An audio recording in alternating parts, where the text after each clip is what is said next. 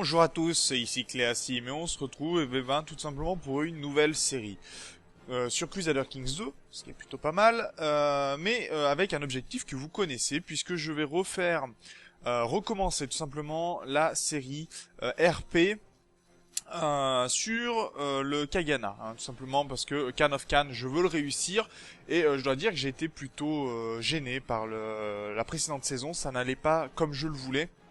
J'étais beaucoup trop lent, mes décisions n'étaient pas très bonnes, et forcément ça me posait énormément de problèmes. Alors ce qu'on va faire, vous avez peut-être remarqué la petite icône qui se trouve ici, ainsi que ce qui se trouve autour des différentes couronnes. Et ça c'est plutôt important, puisque ça veut dire que tout simplement je suis passé sur le dernier DLC, ce qui fait que maintenant toutes mes séries, sauf peut-être quelques séries relais, seront sur la toute dernière version du jeu, donc ce qui va être plutôt intéressant, puisque au moins ça va me permettre également de pouvoir voir un petit peu comment ça se joue, et ça pourrait être assez intéressant. Et donc, forcément, comme on est sur le dernier DLC, vous voyez qu'on a la Mongolie qui a été rajoutée, tout simplement. Et ça, c'est plutôt intéressant, puisqu'on commence avec un peu plus de territoire, mais petite contrepartie, c'est qu'on n'est plus une tribu, on est vraiment une horde de nomades, donc ça va être un fonctionnement différent. Je rappelle également qu'il y a la route de la soie qui est en place, hein, donc on va pouvoir s'en servir pour gagner un peu plus d'argent, par exemple. Donc il y a quand même des choses assez intéressantes que l'on va pouvoir faire, et sans plus attendre, on va pouvoir commencer. Alors bien sûr, je me mets en Iron Man mode, parce que c'est le plus important. Donc vous voyez qu'il y a quelques tests, hein, quelques parties que j'ai faites. Et donc mon Kagana, Khan of Khan, on va lancer, on supprime la sauvegarde. Et on va pouvoir commencer cette nouvelle série, bien sûr. Donc en RP, hein, je le rappelle, le principe du RP, tout simplement mes décisions se feront en fonction des caractéristiques de mon personnage, donc notamment aussi pour tout ce qui est mariage, tout ce qui est autre événement. Bon, ça, je vais y passer, je pense que vous connaissez. Mais le plus important, voilà, ça va être ceci. Alors, on commence, on est nomade, donc de culture mongole et de religion Tengri. Donc très bien. Les effets de la culture mongole, donc déjà, on peut attaquer les voisins infidèles pour les piller. Ça va être plutôt intéressant, puisque ça va nous permettre de récupérer rapidement de l'argent. Notamment piller les musulmans, piller les catholiques, etc. On est nomade, donc ça veut dire que l'on a plusieurs éléments. C'est-à-dire que on n'a pas besoin de fief. Nous, ça ne nous intéresse pas. Donc c'est pour ça qu'on verra l'utilité de cette petite icône ici. Et surtout, on peut détenir des propriétés de nomades sans pénalité. Ça, c'est plutôt intéressant. On peut construire des temples seulement. On n'a pas le droit de construire de châteaux, pas le droit de construire de villes. Très important. On peut demander à nos vassaux nomades de prendre les armes pour nous aider. Ça peut être intéressant. On peut pas demander de l'argent à nos vassaux, ça c'est aussi normal. Les lois sont modifiées en dépensant du prestige et non par le biais de vote, donc il va falloir faire attention à notre prestige. Un titre de vassal peut être révoqué sans loi particulière, ça c'est très bien, on peut révoquer n'importe quel titre de vassal. Les souverains peuvent attaquer les voisins infidèles pour les piller, ça va être intéressant. Donc vous voyez qu'on va surtout faire du pillage pour gagner rapidement de l'argent. Les effets de la loi de jure sont ignorés, oui, ça n'existe pas ici, les lois de jure. Les souverains mâles peuvent prendre jusqu'à 3 concubines, donc ça nous permettra d'avoir des enfants assez rapidement. Avoir moins de 4 généraux. On peut pas dépasser les 4 généraux, d'accord. Moins 4 généraux? C'est bizarre. Je crois qu'on peut en avoir plus que ça des généraux, mais bon, on verra ça. On peut déplacer notre capitale tous les 120 mois, c'est-à-dire tous les 2 ans, puisque on n'aura qu'un seul territoire. Sauf que l'intérêt, c'est quand on déplace la capitale, tous les bâtiments suivent, donc ça peut être plutôt pas mal.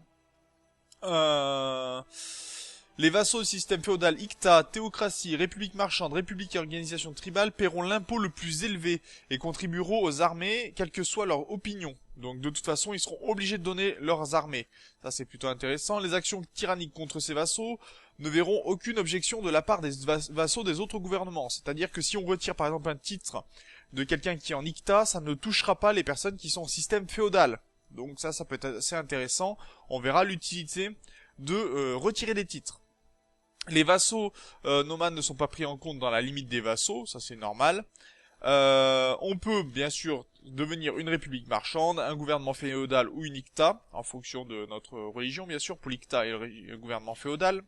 On peut piller des colonies pour accroître sa richesse et sa technologie, donc ça on verra tout à fait ce que c'est. Et on peut abandonner des provinces pour gagner en population et en main d'œuvre. Oh, ça peut être intéressant. Abandonner des provinces. Alors, qu'est-ce que l'on peut faire comme on est Tengri, donc déjà les prêtres peuvent hériter des titres, peuvent se marier, bon ils peuvent attaquer les infidèles pour les piller très bien, ok, les hommes, bon, très bien, ça c'est plutôt intéressant. Donc je pense qu'on a fait déjà le tour un petit peu de tout ce que l'on a. On va voir déjà notre personnage, puis on regardera ensuite tout ce qui a trait avec les comment dire, tout ce qui a trait avec le clan, hein, puisque nous sommes des nomades, donc ça fonctionne par clan. Donc déjà on commence avec Temujin de l'Empire mongol. Notre héritier sera pour l'instant Joshi. On verra si on peut en choisir un autre, hein, c'est pas trop souci. Tiens, il y a des chefs. Doit être mariée, si c'est ça, elle est mariée. Très bien. Ma fille est mariée, pardon. Donc, pour l'instant, ben, j'ai mon frère qui est mort, très bien. Ok. Alors, je suis un chasseur. Donc déjà, on commence, on va faire de la chasse. Sélectionner. Ça c'est très bien, on est plutôt militaire, donc ça va très très bien de ce côté-ci. Est-ce qu'on a une ambition qui est disponible? Oui, devenir le plus glorieux des hommes. On a cette ambition-là. Donc ça fonctionne de ce côté-ci. On est déjà en guerre apparemment, donc vous pouvez voir comme d'habitude en guerre contre le royaume de Perse. Donc là aussi je rappelle, pour ce genre de guerre, si on veut prendre tous les territoires, il faut siéger toutes les têtes des comtés. On avait fait ça déjà dans la précédente saison, donc ça va être très bon. On peut faire appel à nos alliés, donc ça veut dire...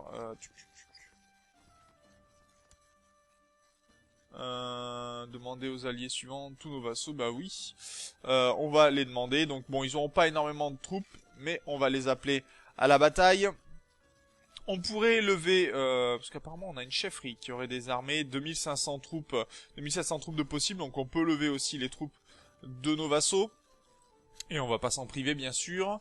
Héritier non marié, et ben déjà on va, quoi qu'il a pas mal d'enfants. Il a déjà des fils et j'ai envie. Alors il faut savoir que pour les mariages, pour la succession, donc c'était un petit peu ce qui était. On est en succession agnatique, succession nomade, c'est-à-dire que les hommes peuvent succéder et la succession se fait à celui qui a le plus de prestige. Donc cet homme-là, c'est un chasseur, il est plutôt comme moi, il m'intéresse, donc je vais l'envoyer en tant que mercenaire, ce qui va lui donner du prestige. Et comme il a plusieurs enfants, on est sûr que la succession sera assurée. On verra ça un petit peu plus tard. Donc ça pourrait être plutôt pas mal. Surtout qu'aventurier, vous voyez, donne du martial, augmente la taille des troupes, compétences de combat personnel, etc. Donc il y a pas mal de choses intéressantes qui pourraient nous aider pour la suite de l'aventure. Donc ça, plutôt pas mal. Très bien.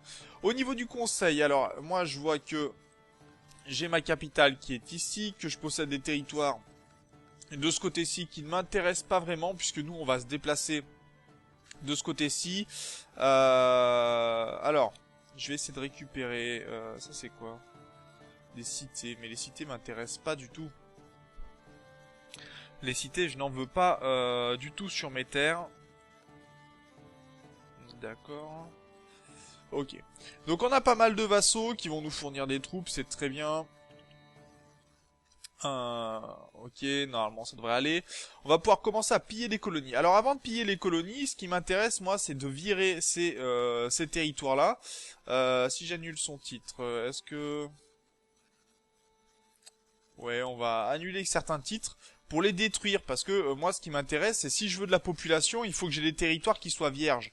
Donc déjà avoir des villes, ça ne m'intéresse pas du tout. Donc on va annuler déjà plein de titres. puisque je veux être le plus glorieux des hommes, il me faut bien sûr avoir une armée en conséquence. Donc on va virer les cités, parce que ça ne m'intéresse pas du tout. Annuler le titre de la cité de Kumanj, ça c'est bien. Oh, je me suis trompé, excusez-moi.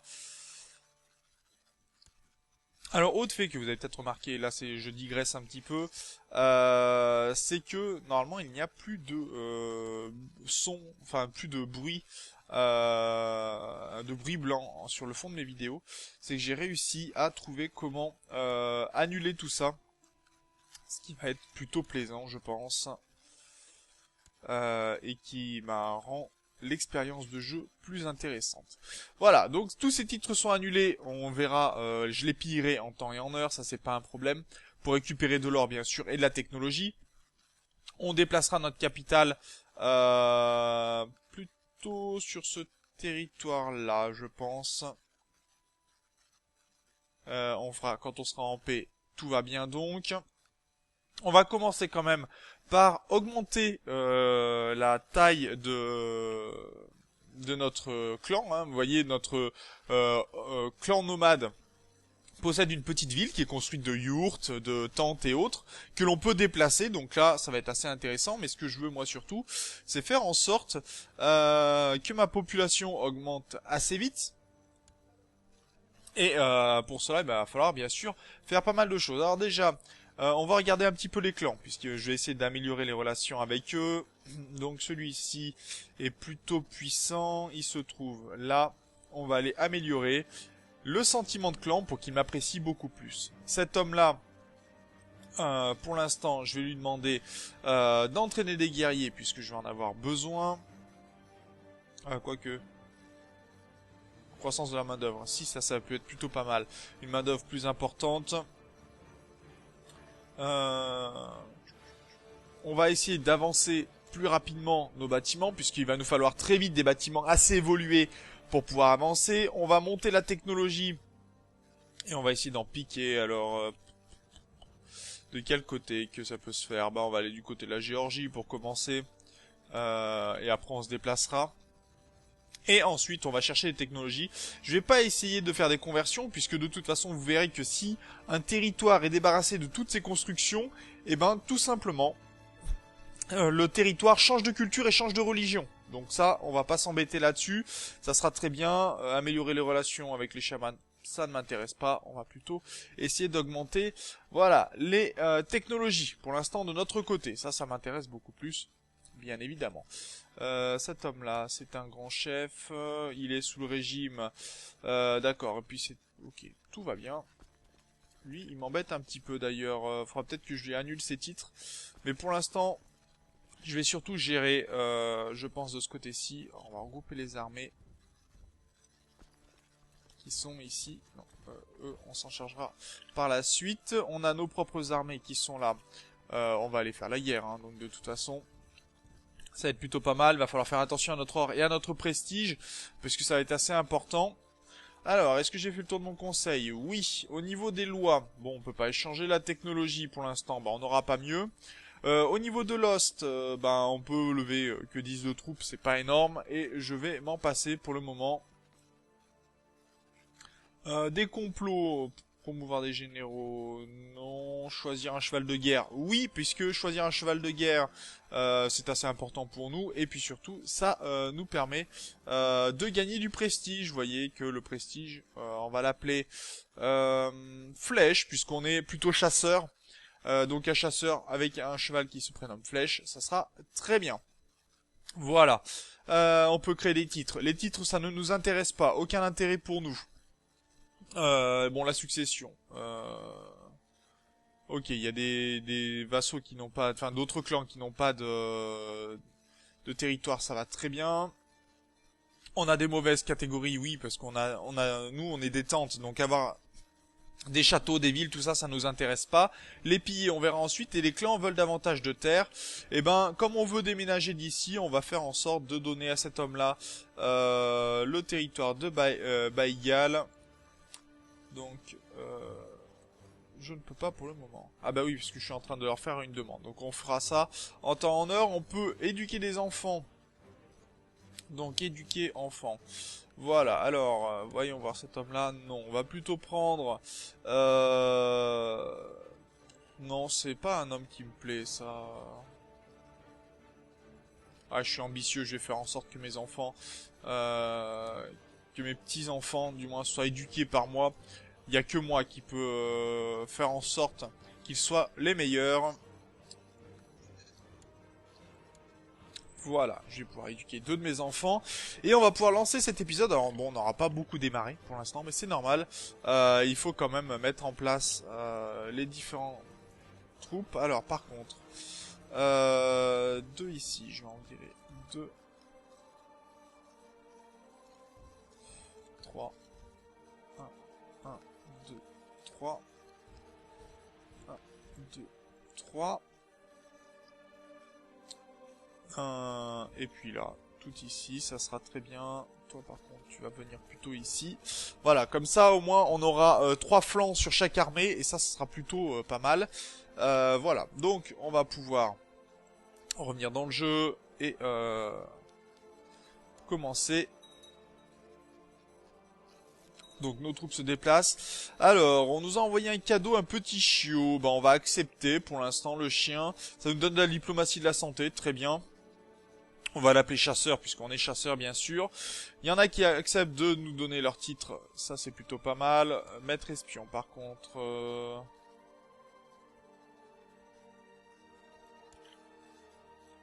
Allez, repart à la chasse. On avait dit la Géorgie, ça sera très bien, la Géorgie.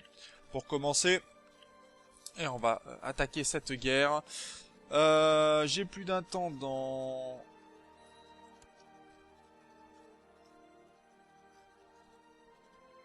Ah ok, il y en a qui veulent pas.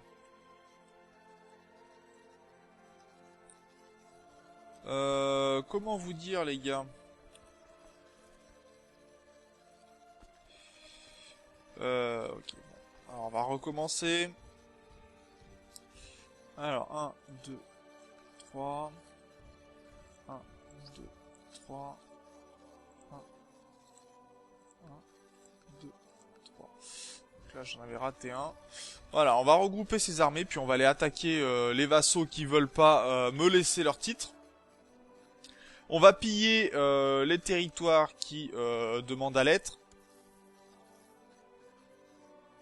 Comme ça fera en sorte que les territoires diminuent, hein, c'est surtout ça l'intérêt. Faire en sorte que il n'y ait plus rien dessus, ça va me donner de l'or, ça va me donner... Bon, j'ai perdu du prestige, pourquoi? Je sais pas, mais c'est pas très grave. Intendant... Je peux pas nommer cet homme-là? Bon, bah, je vais nommer mon fils, qui va s'occuper des bâtiments. Très bien.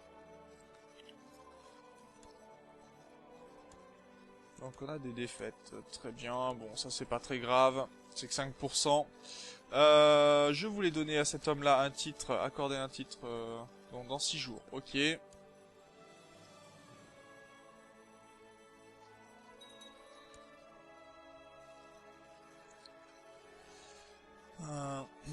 Bon allez. Bon, cette armée-là par contre je vais la diminuer, l'intérêt est limité.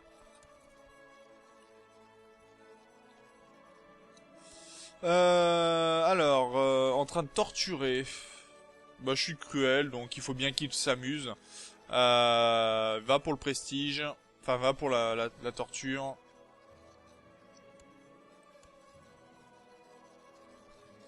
Est-ce qu'on accepte de se convertir? Personnellement, non.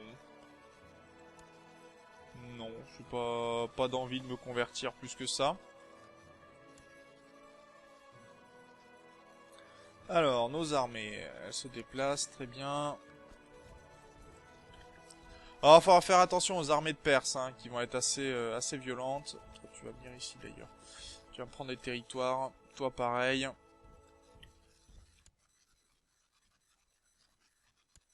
Ok. Je voulais donner un titre à cet homme-là. Donc, la province de Baïgal. Voilà, il n'y a rien dessous, tout va bien. Ok, ça c'est plutôt pas mal. Ouais, je pense qu'on va pouvoir avancer un petit peu encore. Croisade pour Jérusalem.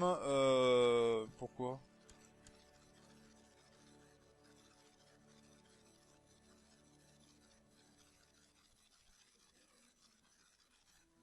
Ok, bon, pourquoi pas.